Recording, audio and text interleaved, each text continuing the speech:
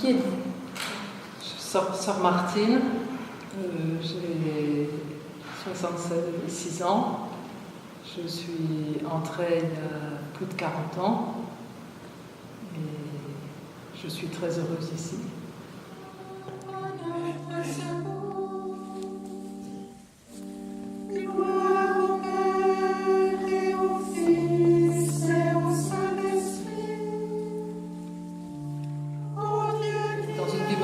C'est assez régulier comme rythme, donc on se lève le matin vers 6h moins 10, les jours ordinaires, une demi-heure plus tard le dimanche, et on commence tous ensemble par le premier temps de prière, le premier office qui s'appelle l'Aude, c'est les louanges, donc à 6h30, parce que les offices, ils rythment la journée. C'est un petit peu comme une respiration où on reprend conscience du pourquoi on est venu ici. Et on est venu pour chercher Dieu, pour l'aimer, pour prier pour le monde. Et donc c'est comme ça qu'on en a beaucoup dans la journée, différentes longueurs. Ensuite on part pour le repas qu'on prend ensemble avec une lecture qui est faite des informations du journal. Malheureusement, il y a 335 morts et environ 1700 blessés, a déclaré à la télévision d'État Behnam Saïdi, l'adjoint du chef de cette structure pilotée par le ministère. La vie en communauté vous offre-t-elle encore des moments d'intimité? Oui, c'est d'abord quand notre cellule, c'est quand même un moment, normalement, personne ne rentre, quoi. On ne rentre pas dans la cellule de l'une de l'autre, de les chambres de l'une de l'autre. C'est vraiment notre lieu un peu privé. Le scriptorium aussi, on a son bureau.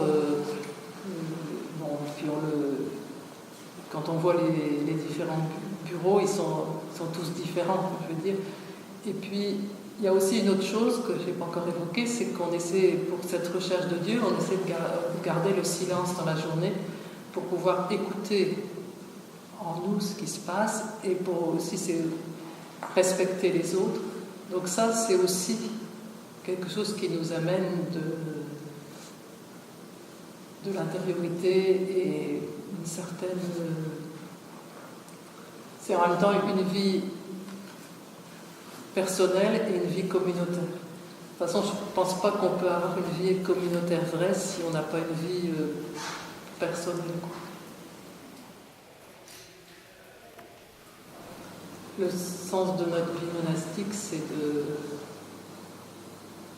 d'essayer de répondre à cet amour de Dieu, de le chercher ensemble. Donc il y a aussi cette dimension de communauté, quoi, de savoir qu'il faut vivre ensemble. 35 femmes ensemble, de générations, de cultures différentes, tout ça. Et puis aussi un rôle de prière pour le monde, de témoignage aussi, de montrer que chercher Dieu, ça rend heureuse et que ça ne rend pas rabougri.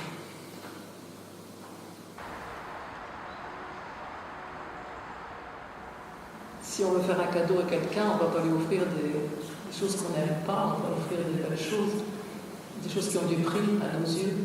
Et donc pour moi c'est pareil, si j'ai accepté de ne pas me marier, si j'ai accepté de ne pas me marier, de ne pas avoir des enfants, c'est que c'est une chose qui a du prix, mais l'amour de Dieu avait encore plus de prix pour nous.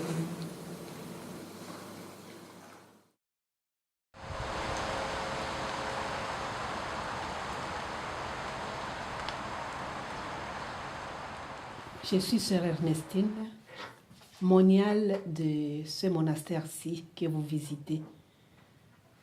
Nous sommes des sœurs bernardines de Kermes, des cisterciennes.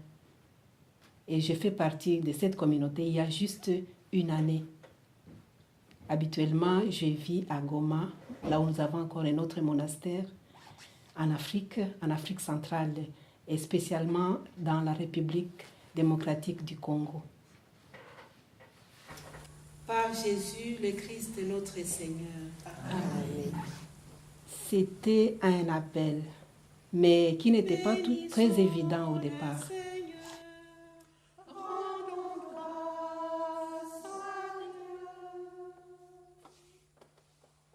Le sens de la vie monastique, au fait, le sens, ça serait d'abord la recherche de Dieu. On ne peut pas donner un sens comme un sens de un mot à expliquer.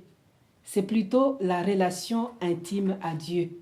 Donc, sans Dieu, il n'y aurait pas cette vie monastique. C'est la recherche de Dieu dans la solitude, mais aussi dans l'amour, d'une certaine façon.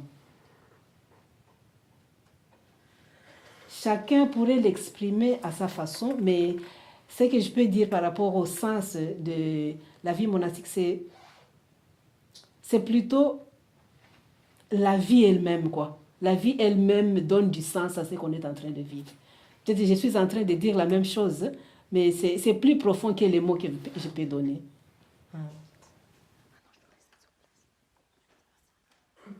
Êtes-vous heureuse? Je suis heureuse parce que je suis encore ici. Si je n'étais pas heureuse, je ne serais pas encore là. Mais cela n'empêche pas les difficultés. Le bonheur n'empêche pas qu'on ait des difficultés. Donc il y a des difficultés partout où on vit, que ce soit dans la vie religieuse, que ce soit dans la vie de famille. Et on dépasse ces difficultés parce que ce qui peut désunir les gens n'est pas plus fort que ce qui peut les unir. Donc on essaie de dépasser ces difficultés et de suivre l'essentiel. Et il y a beaucoup de moments, beaucoup d'occasions où nous pouvons, par exemple, s'il y a un conflit entre deux sœurs, ou bien s'il y a des difficultés entre deux sœurs, il y a des occasions dans la vie, dans notre vie monastique, où nous pouvons nous demander pardon et où nous pouvons aussi montrer peut-être un geste de réconciliation l'une envers l'autre. Bon, ça peut prendre du temps, mais ça viendra un jour. C'est ça.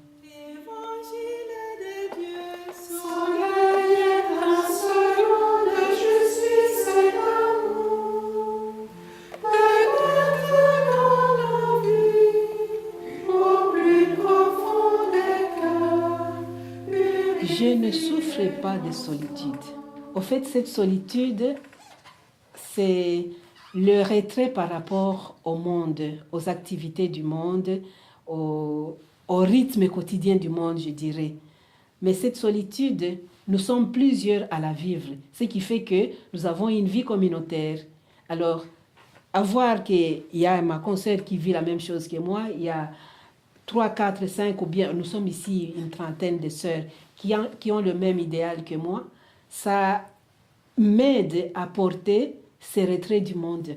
Et aussi cette réponse que j'ai donnée à Dieu. Donc c'est une réponse que je dois renouveler sans cesse. Chercher le sens à cette vie, à cet appel que le Seigneur m'a adressé.